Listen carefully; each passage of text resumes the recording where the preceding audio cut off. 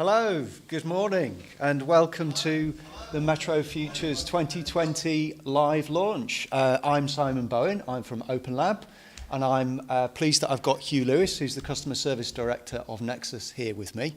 So we're just going to wait a few minutes to give people a chance to join the live stream. But Hugh, it's an exciting day for Nexus today, isn't it?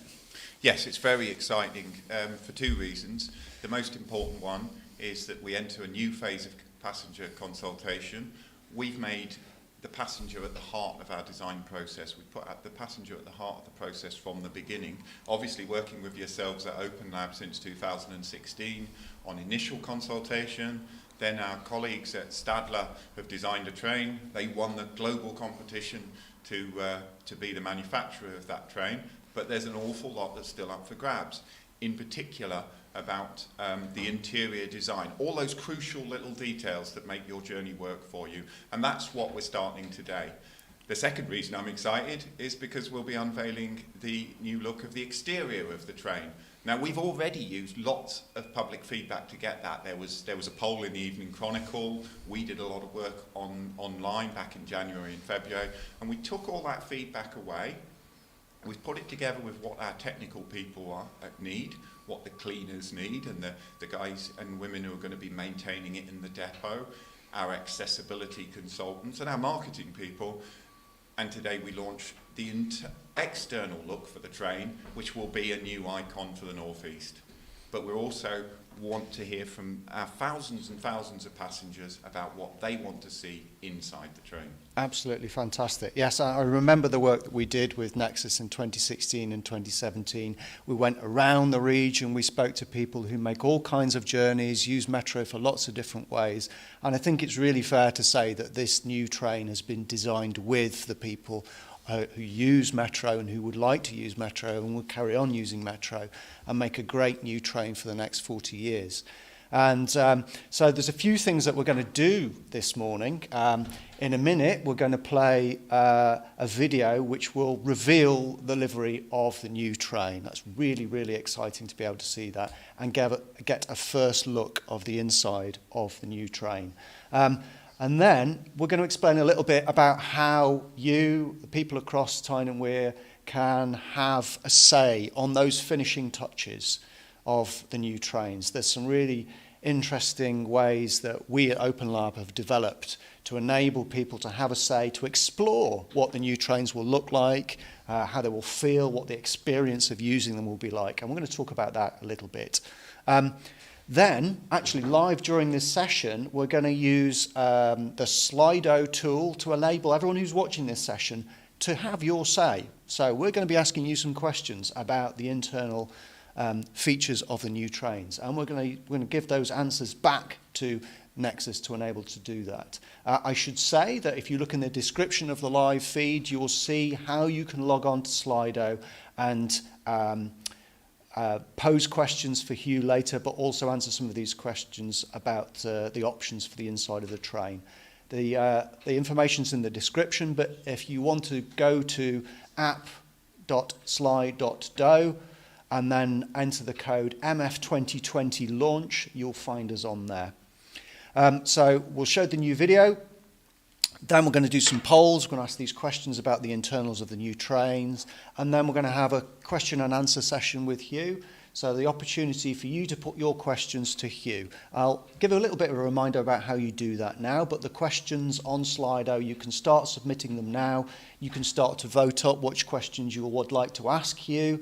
I will say that if we don't get time to answer all these questions today, what we will do is collate those questions and give them back to Nexus, and we will post the answers back on the archived version of this live stream. So we will make sure that those questions get answered if they don't get answered live. So I think we're almost ready to watch the live video, to watch the launch video. So we're going to be quiet for a minute and we will go to the video.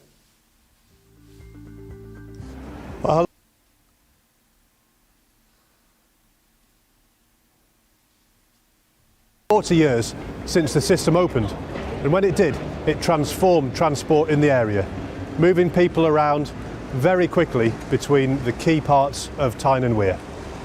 Now, Over the past 40 years, it's gradually spread across to transform more and more parts of the area, and over those years, it's carried about 1.5 billion people around their daily lives.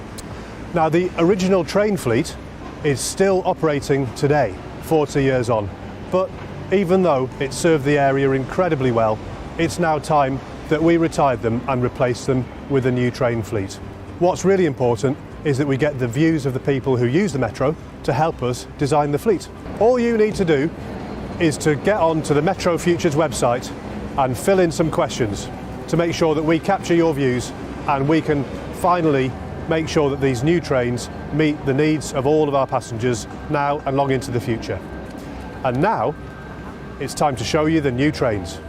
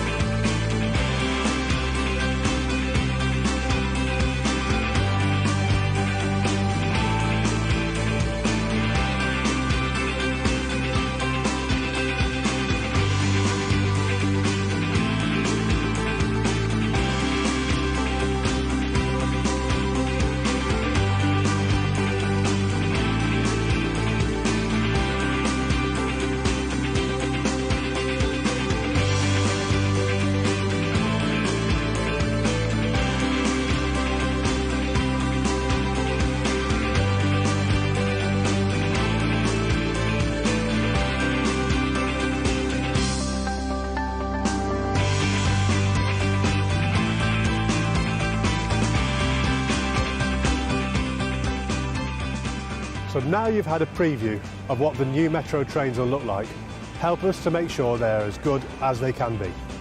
We need you to help us make sure that they fit your needs and help us to design some of the finishing touches. So please visit metrofutures.org.uk to have your say.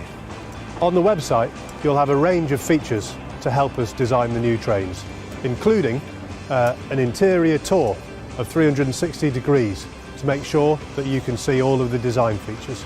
You'll be able to help us make sure that the trains work for different types of people on different types of journey. So please go on there and help us make sure that the Metro remains cutting edge for at least the next 40 years.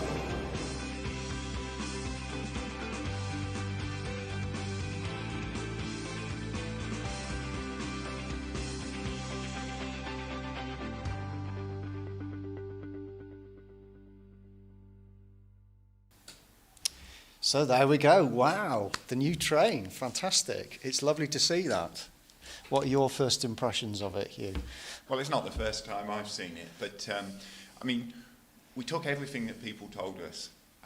We took all the technical things we had to achieve, but we want a train that's going to be an icon for the region. This is a £362 million investment in the future of the north of England, and we want that to shine through. And I think, you know, it's bright, it's bold, it uses that iconic yellow that's been connected with Metro for 40 years now, but takes it into the future. I think there's a nod there to our heritage as well, to the original 1980 livery of the trains, but in a whole new way. And I'm delighted with what's been achieved by Stadler and Nose Design Experience in Zurich, listening to what local people have said and turning it into something really bold.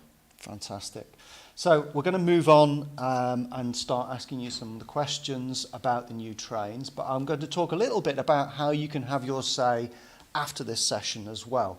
Before I do that, I'd like to encourage everyone who's watching at the moment, please visit slido.com and put the event code MF2020 launch in, because that is how you're going to be able to have your say during this session. There's a couple of questions we're going to ask you before we get into the main questions about the internals of the trains. Firstly, which local authority where you live, whether it's in Tyne and Wear or beyond. And secondly, your age. We're not going to use that information to track you down or anything like that. It's just to show the representativeness of the survey of the information that we're getting from people. So if you haven't done that already, please visit slido.com, enter that launch code. Details are in the description, and do that for us. So if we could cut very quickly to the website. So this is what Tobin mentioned at the end of his talk at the beginning there. So this is metrofutures.org.uk. This is where you'll be able to have your say as well. So there's some really exciting features that we've got on here. 2 will be live any minute now if they're not already live.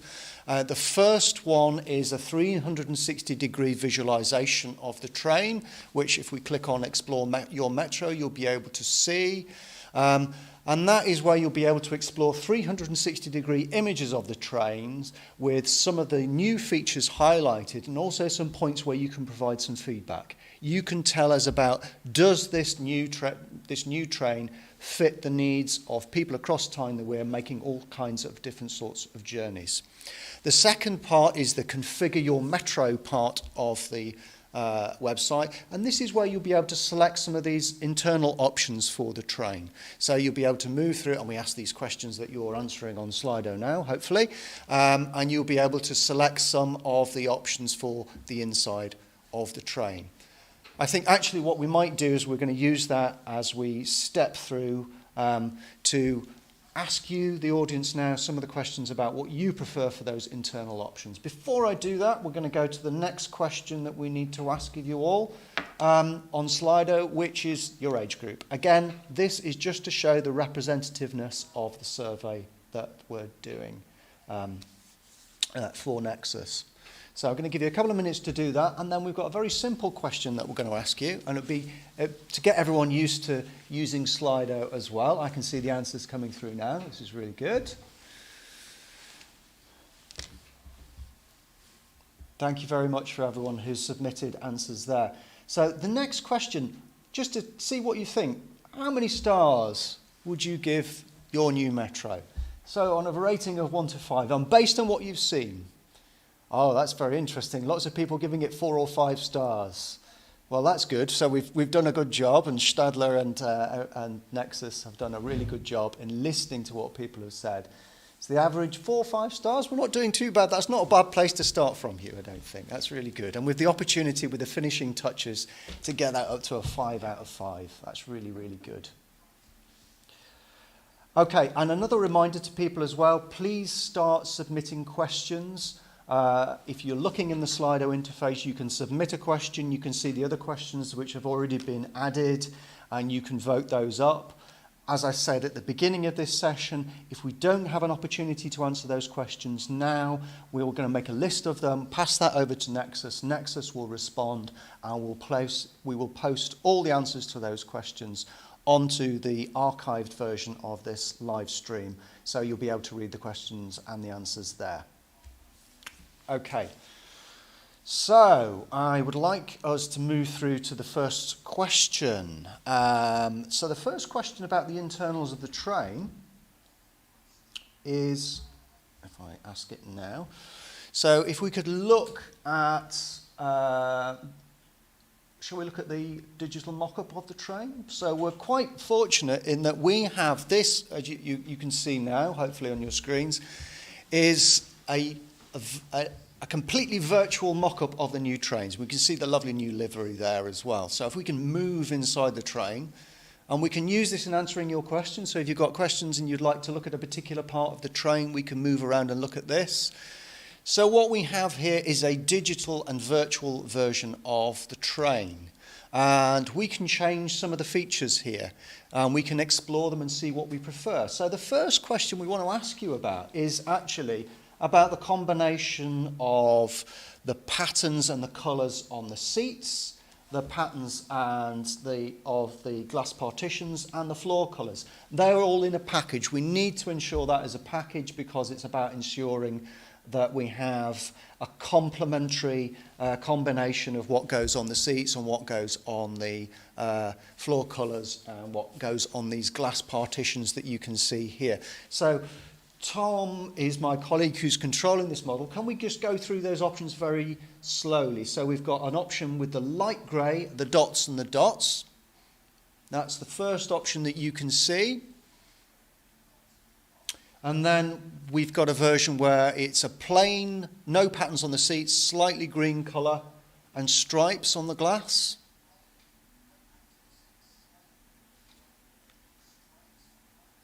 And then lastly, there's a version where we have dark grey, logo on the patterns and logo again on the glass partitions that you can see there. So everyone could decide what they like best there. And actually, Tom, what would be useful is to see that at night time as well. So we're quite clever with this model. We can see what it's like during the day and at night. So again, that is the last option. That's the logo version.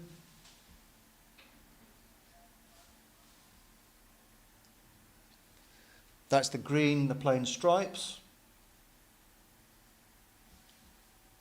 And then this is the light grey with the dots and the dots. Okay, so I think we've got slightly less than half of people are going for the logo version at the moment. That's interesting. So we will take that. That's part of our data. That's going to go back to the consultation. Thank you very much for your responses there. I'm going to go to the next option here, which is about priority seating. So we've got two options here. So we're going to stick with the Metro logo because that's what most people have chosen with. I should say all this is still up for grabs. You can visit the Metro Futures website and you can submit additional choices here. Please do share it with others so they can have their say as well. So we've got two options here for the priority seating. So we can either have the seating using the same colour and pattern as the rest of the seating, or we can identify it using slightly different shade there. So what do people think of that? I think it's seeming to be a very clear preference for that we should indicate the seats differently with using colour or using a slightly different shade that we've got there. That doesn't surprise me. I think that's something you see transport operators around the world doing more now with brand new trains. It's something we've got the opportunity to do. Very interesting to hear the feedback from people, the kind of instant response to that we're getting from this. Yeah, that's great. It's absolutely great that we're able to feed that in straight away. So I'm going to move on to the next option here, and this is about in the entrance area particularly. So here we've got this central grab pole. We've also got the doors, and we've got the markings on the floor. This is another package that we have to ask the question of together, because we need to ensure that there is a reasonable contrast between the pole and the door that's behind it, and that also matches with what is on the floor marking. So we've got four options here. So if we start with having a yellow door, a brushed metal pole, and the floor markings being yellow. So that's the first option that we have there. Let's have a look at that at night as well, Tom. Let's just... Can I just say, this is really important.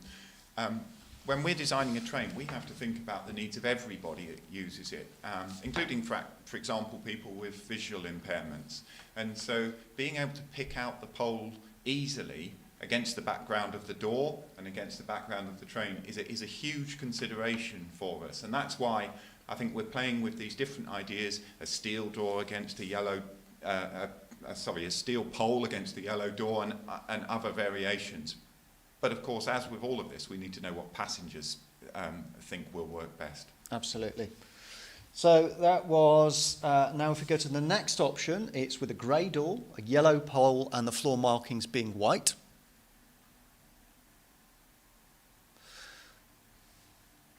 And the option after that is with the yellow door again, with a grey pole and with yellow floor markings.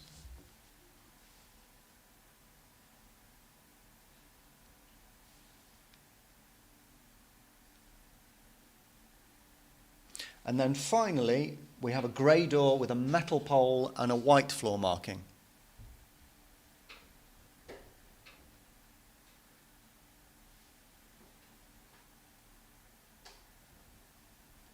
I should say, as we're looking at these things as well, if you visit metrofutures.org.uk following this session, you can explore all these options again. And please do share that with other people who would like to have a say on this. And all that data will go back and form part of the summary report that we give to Nexus at the end of this consultation. So it looks like we've got a clear preference on this one for the grey door, the yellow pole and the white floor marking. I'm going to move on to the next one. And we're looking at the centre grab pole here. Now this is quite interesting because that could just be a straight up and down pole, but there actually are three options for this. So the first option that we've got here is a single pole, so that's just the straight up and down pole that you can see there.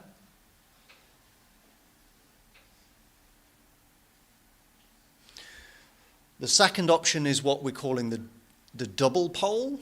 So if we can just look at that. So we've got this kind of split halfway down and it goes to two parts.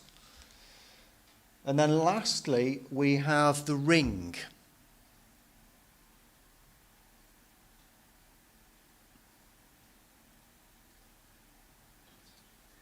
It's fascinating, isn't it? I mean, trains get busy and we don't want to be fumbling over each other's hands to find something to hold on to. I'd never seen a design like this before until it was brought forward by Stadler, and I can't wait to see what passengers make of it. And of course the double one as well. You know, what's easiest? Think about your rush hour journey when you might be standing in the train for a short period. What really makes you feel comfortable? It's all about that tiny detail. Absolutely. What's the experience like of using the train at different times for different sorts of journeys, and how does that fit? So actually what we've got, thank you very much everyone for your responses, we've got a clear preference for the double pole on that one. So now we're going to move through to the bike stand area. So there is now for the first time a dedicated multi-purpose, multi-use area on the trains, and one aspect of that is the ability to put your bike there. And there are three different options for how you might secure your bike if you're bringing it on the train, your bicycle. So the first one is just a strap. So you can see in the middle there, there's a simple strap mechanism where you place your bike there and put a strap around it. There we go. So that's the first option. Then we've got two slightly different options there. The first one is what's called the hook. So where you would put your front wheel or your rear wheel in there and hook it round on that little protrusion there. And then the third option is the clamp. I should say for those last two, you'll notice that there's an additional divider has appeared. That's for safety aspects, really. Otherwise you would have this obstruction into the train that you could fall over if that wasn't there. So you'll notice on the strap version, if we go back to that the divider isn't present, but on the hook and the clamp versions it is. Yes, we don't want anyone banging their knees as they get onto the train. I think people are starting to use bikes on the trains, and we've had a limited trial on our existing fleet, and there's only so far we could go with that because the bikes were sharing space with the wheelchair. On these trains, what's really exciting, as you said, Simon, is the multi-use space, and the wheelchair spaces are different. So we still have 4 wheelchair spaces. That's really important. We have 50,000 journeys by wheelchair users on Metro every year, most of them not accompanied by staff. But now we're creating a separate space where buggies, the heavy luggage and bikes can go. But think about how you would take a bike on Metro. Would you leave it and go and sit somewhere else? Probably not, because journeys are short and people are constantly getting on and off. Will you stand by your bike the whole journey? In which case, what kind of restraint do you need? What works best? Do you need the strap? Do you want the clamp? Is the hook necessary? Those are the questions. Think about how you're going to make your journeys if you're a cyclist and what works for you. Great stuff. Thank you very much. So the next option we're going to go to now is actually about some of the colours on the panels inside of the train, the sidewall panel. So you can see here where the mouse indicator is that there's 3 potential options we want to explore there. One is to make that area a white colour. The second one is grey. And then the third one is black. Fascinating level of detail, this, because when we tested this with our customer service staff, they were saying it's important that there's some distinction between the sides of the train and the floor, again for people with visual impairments, so that you can instinctively move around the train, navigate around the space. And I think that's really the question we're getting into. It's a fine point of detail. For some people it's just about aesthetics, what looks nice, what looks modern. For some people it really makes a difference to have that distinction between wall and floor. Absolutely. And this is a bit too close to call. We've got 42% of people think white. It's about roughly split between white and grey. There are greys nudging ahead, ever so slightly. So we've one last question to ask you about, which is about the end wall. So you can see at the very front of the train here, or the very back, depending on where you're sat, we have this area here that we can see. So we can't see out the front window of the train anymore, but we do have a camera, and I think there's going to be, we can see the video screen on the top right there, which will show the front view of the train. So we are still going to be able to look out the front, but there's a question about what happens on this space here. And this is where we've got some suggestions, but we're also open to other suggestions that could be there. So the option that you can see here is a graphic which is based on some of the northeast landmarks around the quayside, but they could be northeast landmarks from around the whole Tyne and Wear region. We just happen to have the ones from the quayside there to give an example. So that's one option. Another option would be to just have that as a plain wall, the same colour as the walls in the remainder of the train. Another option would be to choose artwork from local artists, so to make that a space that could be open to local artists to put artwork on. A fourth option would be to use pictures of local famous people from the northeast famous people that could be there. Or we could do something else. We could have public competitions about to decide what goes on there, for people to submit suggestions and to put something else in. So it'd be good to know what people would like to see on that end wall of their train. I think nothing sums up what a unique exercise this is as much as this. This is our metro. Now, because metro has to be built specifically, because the trains have to be built specifically for our systems, they are bespoke trains, we have this unique opportunity. I don't think anywhere in the world passengers have been involved in building a new train in the way that we have this opportunity now. And I suppose the walls just sum that up, because they are literally a blank canvas. And over the course of this consultation, it'll be amazing to just see what people feel they'd perhaps like to see on those spaces. But it just sums up the whole philosophy that we are building this train around our passengers.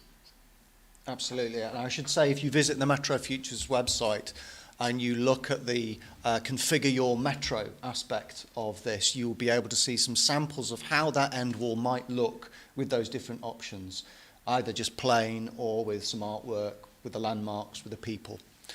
So please do that and encourage others to do so as well, so that we can make sure that what you feel about your metro is included as we can continue to shape up and add the finishing touches to the trains. So that's the end of the poll questions that we wanted to ask everyone. Thank you very, very much for that. I'm being told that there's something about doors that we should ask. Oh, can we open the doors? Oh, can we open the doors? That's something. So we haven't got a poll question about this, but it would be nice to show you. And I think when you visit on the Metro Futures website, you'll be able to see this animation again and provide some feedback for you. So the doors have very particular sound and light indications. Yes, that's the green light appearing as the door opens. It's a visual aid, again, for people who are visually impaired or on a busy train. The door is open. So I think we have flashing lights, red for closing. I believe it's green for opening if we open them again, Tom. Yeah, flashing for the doors moving, green when they're open, and then red when they're closing. So we have a visual and audio indication of the doors changing. The doors, again, like the existing trains, there is a push button to open and close them. Yeah, just the one button on one door. 250,000 times a year our doors open. Each door, Every door. 250,000 times a year. It's funny, isn't it? You take doors for granted, but we need to get every precise detail of that right. Absolutely. And again, thinking about the experience of using your metro as well. What's it like to use those doors at a busy time of day in an underground station? What's it like to use those doors in an overground station, maybe at a quieter time of day or in cold weather? So these doors have to work for all those conditions and everything else.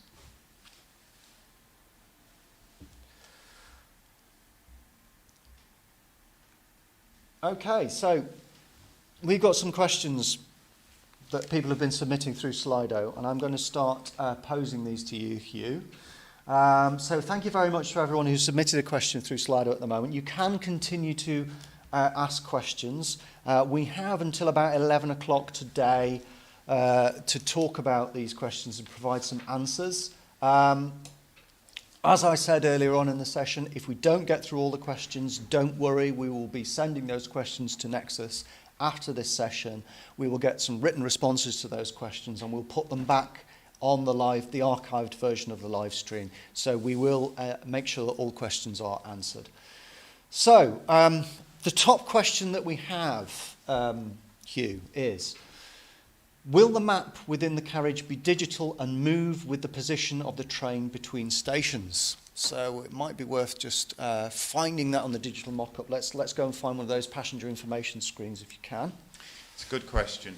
There's a mixture, I think, on the trains of fixed information panels, posters like this, and digital screens. You often find the digital screens are close to the priority seating, and that's deliberate. So there'll be both, and we need to decide what's going to be in those digital screens. I think one principle already is that they are just for information.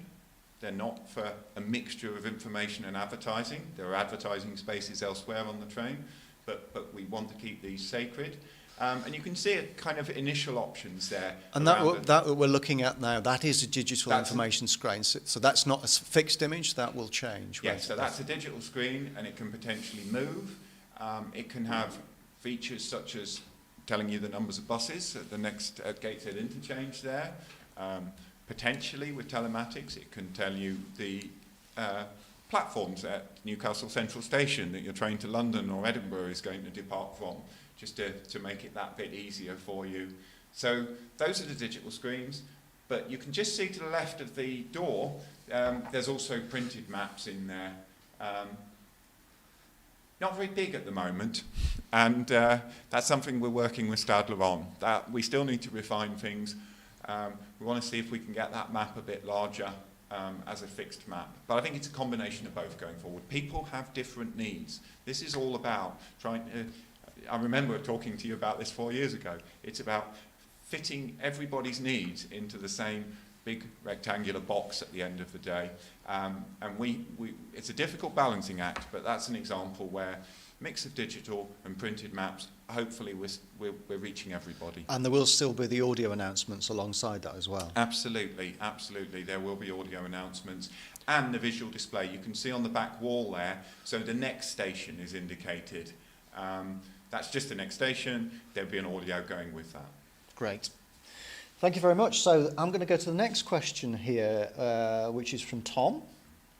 What flexibility will there be for the future? Cycling needs to become a bigger part of life, but the cycling capacity is minimal at the moment.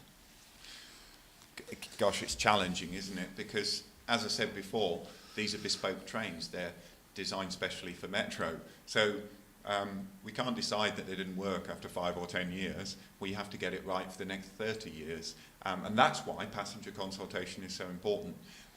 We've seen a growth in cycling this year, of course, because of COVID, and that will probably continue. So what we've done on these at this design at the moment is 2 multi-use areas at different points in the train alongside the 4 wheelchair spaces. I think that increases the potential for bikes to carry at least doubles what we have at the moment. And I should say that the multi-use areas, there are actually 2 spaces within each of those. So it's 4 spaces opposite each other. That's a good question, actually, because at the moment, if you look at those multi-use spaces, they're the full width of the carriage. Yes. Yeah. So no seats on either side, perch seats. Okay. Now that reduces the total number of seats on the train. If you create more space for cycles, you're going to have less seats. So what's the right balance? You know, we need to work that out. We don't want to put in place items, amenities that are not used. But we do need, as Tom said in his question, we do need to see into the future. And I hope through this consultation, questions like that, is that enough space? Is it too much? You'll probably have a very different view if you're a cyclist, or somebody who perhaps lives kind of out at Whitley Bay and makes quite a long journey on metro. But we need to work out what the right balance is. Definitely, though, more cycle space than now. Yes, that's actually brought up another question. You mentioned the balance between multi-use spaces and seating, and we had another question about the number of seats in the train. Has the seating capacity been reduced? Has there been a reduction? Yes, I'll be honest about that. There are less seats on this train than on our current trains, but there's more space. So again, going back to the original consultations that we did with Transport Focus and with Open Lab, there was strong support actually, around 2/3 of passengers, for this layout, what we call longitudinal seating, with the seats back against the walls. Because what it does is it means the space is much more flexible. People can move around easily within the car, and that's very important in rush hour. It also allows us to create more room for cycles, for pushchairs and buggies. But there are less seats in total. What I would say, though, is if you think about your journey on metro today, the way we have the seats facing each other in banquettes, it means the seats are not always occupied. It's quite difficult, you know, when you get on a train you can see a seat, but it means almost stepping over somebody else to get to it. So we know that although there's perhaps 20 more seats on a train now than there will be in future, not all those seats are used, you know. And at peak times, when everybody's crammed on, we think it's better to have this open space that you can move around in easily. Yes. Yeah. So it's important to note that this was one of the recommendations that came from the consultation in 2016 was that clear preference. So it's interesting to see how that is playing out in the new train design. So I have another question here. This is about platforms. Will platforms be marked to show where each of these special areas, so we mentioned wheelchair spaces and the multi-use space, will be accessible from? We need to avoid running between doors or shoving inside the train. A really good suggestion, actually. We hadn't thought about marking the platforms, but that's one to take away. But if we could just look at the outside of the train, what you will see is that we have the options along the doors. Just come down towards the back here. There's a very clear decal on the door there, showing on the right there, showing the wheelchair spaces at that door, and at the next door you have a very clear decal for the multi-use space. Does that work? You know, I'm putting the question back to our passengers. Absolutely. And saying, there's the suggestion. Is that effective? Is that what you need? Could we put something on the platforms? I'll have to take that away. It's a good idea. But we certainly thought about it, and Stadler have thought about it in the way the doors are indicated there. And that is one of the questions that you're asked if you visit metrofutures.org.uk, is specifically about the way that these spaces are indicated, both from the outside of the trains and on the inside of the trains as well. So, next question here.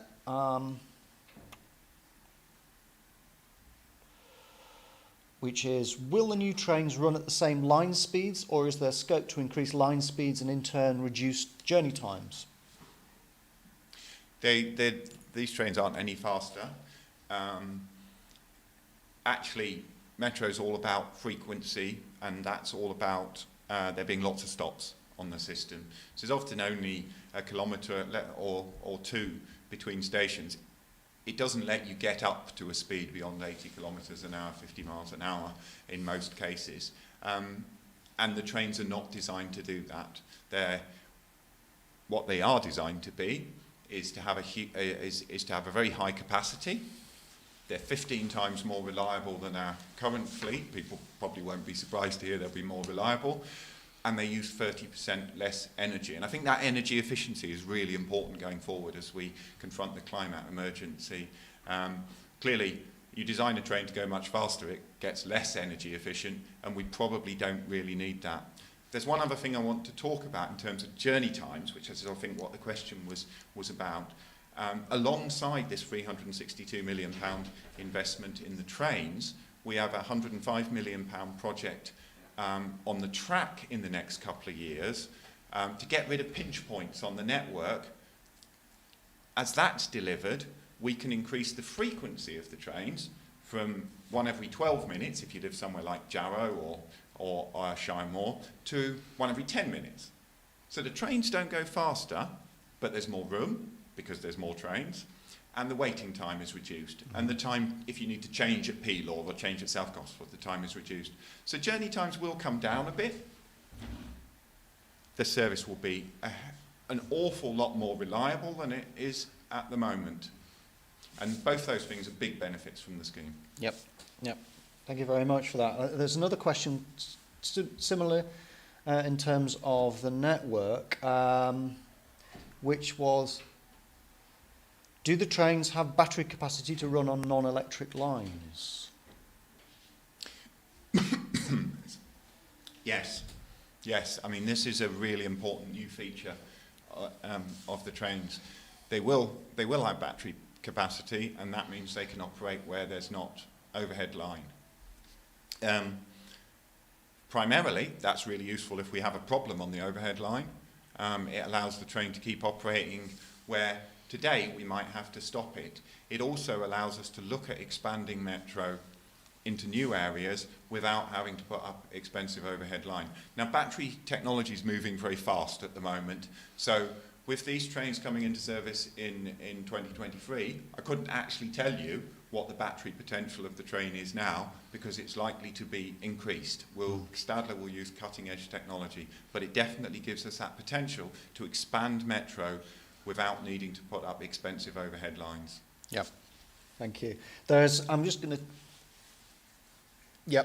So there's another question here which is about the sliding step here, the retractable step. What percentage of the stations will be adapted for this retractable step to make the boarding for wheelchair passengers from platform to train seamless?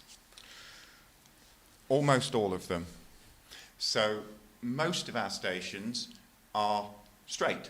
They have straight platforms. And of course, Metro, when it opened in 1980, was the first UK rail system to allow boarding by wheelchairs without there being a significant step. And those straight platforms make that possible. Wheelchair users will know that the vertical gap, it varies from station to station, and at some stations it's much bigger than we would like. Although it's better than most of the country, it's not good enough, and we need to keep on improving. So where that's the case, those stations will be modified in time for the new trains coming in. The platforms will be raised or lowered so that the sliding step works effectively. The two areas where it's more of a challenge are those stations with curved platforms. We can't do much about the fact that Tynemouth has quite a sharp curve, and that Stadium of Light has a slight curve. But even then, the sliding step will make quite a significant difference and make it easier to use those stations. That's great. I have a question about the multi-purpose space again.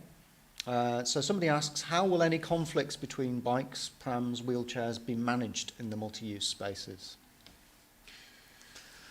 I think there's an important point about wheelchair that I'll come back to. So there are 4 wheelchair spaces on the new trains, which is the same as we have at the moment. and then multi-use spaces are separate from that. So we are increasing the amount of flexible space. A wheelchair should always have priority. And those wheelchair spaces will be hopefully a reassurance to our 50,000 wheelchair users a year that they'll have that opportunity. Beyond that, it is about negotiation, actually. You know, we don't have staff on the trains. People know that, and we're not going to have staff in future. So it is about that experience when you step on board a train of sorting out between yourselves where you stand. And I think there's some interesting in the consultation. You've developed some scenarios built around different kinds of passengers, That's haven't right, you? yeah. That bring out that issue, Yep. that you do have to think about, oh, can I take that space? Can you move back a bit? What I would say is that apart from the space itself, this is a much more open plan train. It's much more flexible. So I hope, not just between a pushchair and a bike, but just passengers themselves, busy days, getting on and off the trains, that it's much easier to move around, and there's much less tension and conflict there. I mean, we're talking about microseconds sometimes, aren't we? But it's all about making the journey more comfortable. Yep. Another question about making the trains as welcoming and as accessible for as many people as possible. As an autistic person, I found those door tones really awful. They were super loud and very piercing, which causes physical pain. So a bit of feedback there. Yeah, I mean, passengers have all sorts of different needs, and we have to try and reflect the needs of all, and it is challenging. There are government and European standards about how loud a tone should be, and where that tone should be in relation to background noise.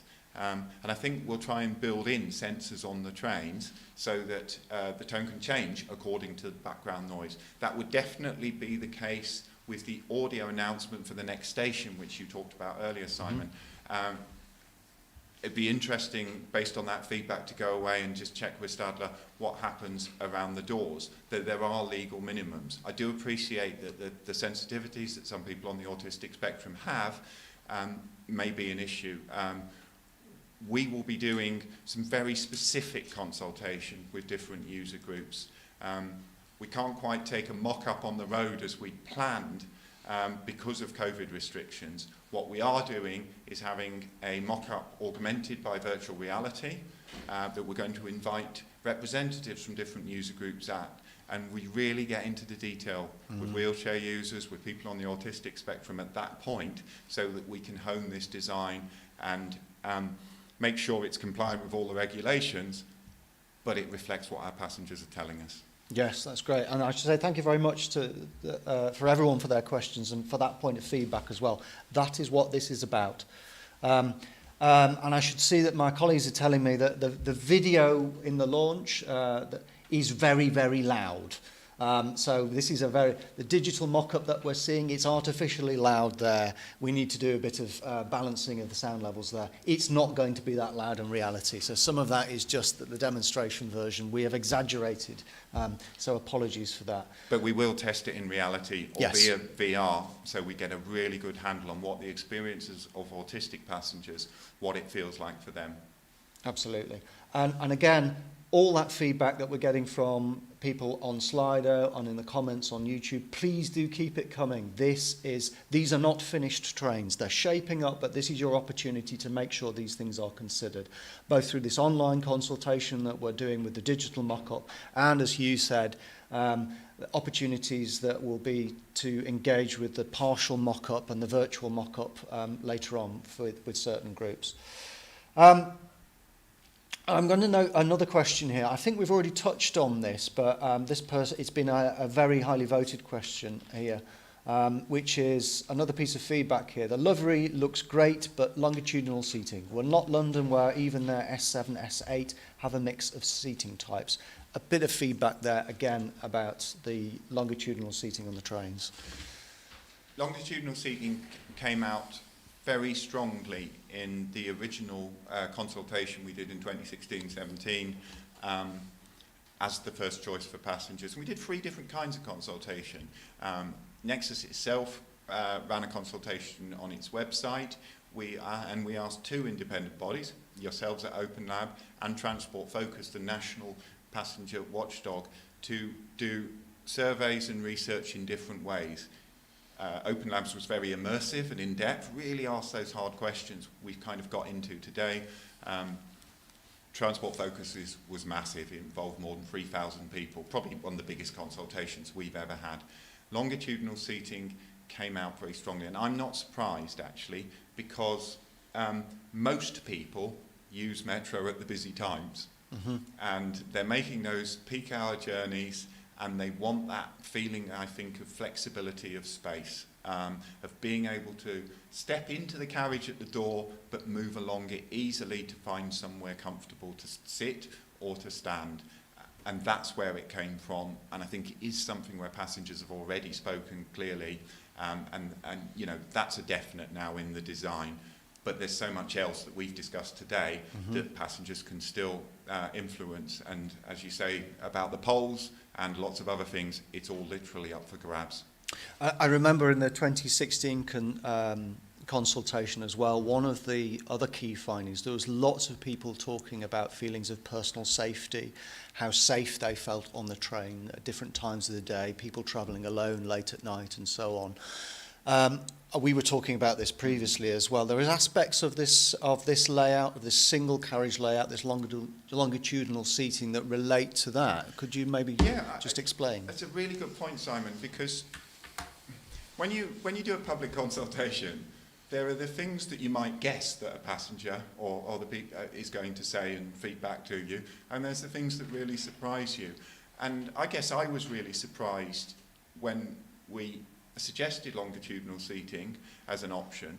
People came back and said, well, actually, as a woman traveller, I feel safer in longitudinal seating than I would in the crossways, the banquettes, because nobody can squeeze next to me, or I can move away from somebody far easier. People also talked about dropping litter out of sight in the hidden corners we have on trains at the moment. And they also talked about feet on seats. Well, that's a bit of a problem on Metro at the moment that we'll see the back of with this new design. So yes, apart from circulating around the carriage, there were lots of ways that passengers said that they would feel safer on the train with this seating layout, but also, of course, as you suggested, with the fact that you can see right down the train from front to back, there's no rear cars anymore, and that the lighting and the CCTV and the digital display. So if we look at the train in the evening with the evening lighting. Yes, I mean, that's a good point. We live in the north of England. Yes. It's dark a lot of the time. So actually, looking at what the train's going to feel like at night, and as people go into the website and take part in the conversation, do find that night button, because we do make lots of our journeys in the dark, don't we? And absolutely. I think it's clean, it's bright, it's open, so people can see right down the train. They can move easily to a part of the carriage they feel comfortable in, and the longitudinal seating helps that alongside the other measures. And you'll see actually on the website as well that there's an option to turn people on and off on the train. So we have representations of people on the train. These visualizations are very lovely, but that's not really how you see a train. You might, if you're traveling late at night, be on a virtually empty train, but actually what do these trains look like when there are people on board? When we're talking about safety as well, it's worth noting the CCTV cameras on there and how they're going to feature to make people feel safer. Yes, I mean, CCTV should be a standard on board a train, and our current fleet has CCTV, and of course this new fleet will. I mean, in the design documents, and you can still find the design documents on the Nexus website, the document that Stadler committed to win the competition, that level of detail about a map that demonstrates that you'll always be on CCTV is there, and that gives us a lot of confidence in how secure the trains will be. Could we use the digital screens to play back images of CCTV live from the train back into the carriage? Would that make you feel safer as a passenger? Would that make you feel more comfortable? Yes, the camera's up there at the top. Do you want to see what the camera sees on a screen? Certainly another thing we hope to have is that those screens will be connected directly to the driver's cab, so that driver can see what's happening on the train, and she or he can then, respond accordingly. And potentially to our control centre as well, our central control centre, so that if there is difficulty on the train, then the control centre can see it instantly and can take the appropriate action. So the CCTV camera itself is just that little knob in the corner, but what sits behind that is really quite exciting. Absolutely. So I'm looking at the questions which are coming through now on the Slido. There's quite a few points there which relate to questions we've already asked, and some points about feedback. I should say to everyone, they are going to go back to Nexus. There will be another response from Nexus that we'll put on the website. But I'd like to ask anyone who's watching now, if you have a question which you haven't asked and you would like to ask, please could you post it now, and please would you vote on any questions which you think still remain to be answered before we go, because we've got about 3 or 4 minutes left on the live stream. And I'm going to turn to some questions that we actually had posted in response to the launch video on Facebook, just 1 or 2 from there. Going back to bikes, what are the rules on bikes going to be? We need to decide the rules on bikes. At the moment, on our current fleet, we allow bikes between 10 a.m. in the morning, 3 p.m. in the afternoon, and then after 7 p.m. on weekdays and all day at weekends. That's limited, and it's because the bikes are essentially sharing the wheelchair space. And there was a question before about that conflict between wheelchair and cyclist. We can't resolve that on the initial fleet, but on the current fleet. But what we've done is do a trial to find out how people behave. The new fleet, there's more space, and the space is more flexible. That's the big theme that's come over today. That will let us look at those rules again. I think there's 2 elements that most cyclists are interested in, which is, can I take a bike through the tunnels? I'm not allowed to at the moment. Is that going to be possible in future? I think this makes it a lot more possible because the wheelchair space and the multi-use space are separate. So it sorts out that conflict. So taking your bike from, a journey that starts at Regent Centre and ends at Heaven suddenly becomes a real possibility. The second question, and I think the harder one, is can I take my bike on at rush hour? Now, we don't know how journeys are going to settle down as we move into a kind of post-COVID over the next couple of years. So I don't want to be making kind of rules or making recommendations about that now. But the trains give us opportunity. It's much more flexible. If I was a betting man, I'd say, I can probably say to cyclists, you'll be able to take your bikes through the tunnels, through the central area off-peak. You might not be able to get off at Monument, but you can travel through. I can't see it at peak times at the moment, but who knows what the pattern of future demand is going to look like, and it will always be a question we keep coming back to. Okay, great. Thank you very much for that. So I'm going to go and see what questions we have remaining on Slido now to see what people are asking. So, some bits of feedback here. Regarding platform painting, this is a must. Trains don't stop for long, and platform guidance will help people in the right place, ready to use the area they need. Mm-hmm. So that's great. Thank you very much for that bit of feedback. I'm worried about the reduced seating. It feels like a step back for accessibility. A lot of us can't stand for the duration of a journey. So another useful piece of feedback there, I think is, as Hugh said, the longitudinal seating of the trains is a fixed aspect now, but it's useful to have that in consideration as we go forward through that. I just think on that point, we do understand that, yes, not everyone can stand, and one part of the consultation is the priority seating. That was one of the first things you highlighted, and how obvious that is, because I think that does help people who need to sit down for whatever reason. Mm-hmm. There's another question here. The tube-style seating has been previously criticised. Has there been a reduction in seating capacity? I think right, we answered that earlier, but thank you very much for that feedback. Would it be better to have a committed space entirely for bikes and riders? Suggest the rear half of the rear carriage. The trains, our trains are not the hugest in the world. These trains are the same length as our current ones, and they get very busy. I don't think we're I don't think we're at a point where we would give that much space to cyclists. Although, you know, if we go ahead with this multi-use space with perches and an open plan on both sides of the carriage, we're probably not that far off what's imagined there. And I do think it makes sense to spread those spaces through the train, so they're in two different places, near the front and near the back, rather than there being one carriage at the back or something, because the exits and entrances to our stations vary across the system, and we want to be more flexible. That's great. Thank you very much, Hugh. So we are out of time.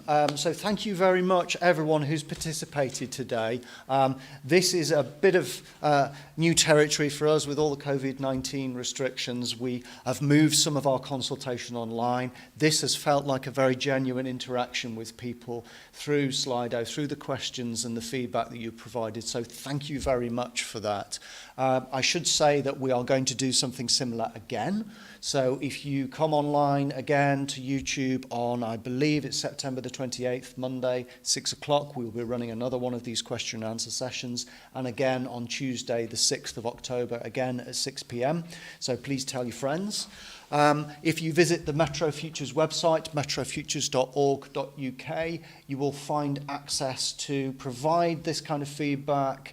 Again, you'll be able to explore the 360-degree versions of the train. You'll be able to set those options for those different interior elements and work out which you prefer and share those with people as well, so please do that.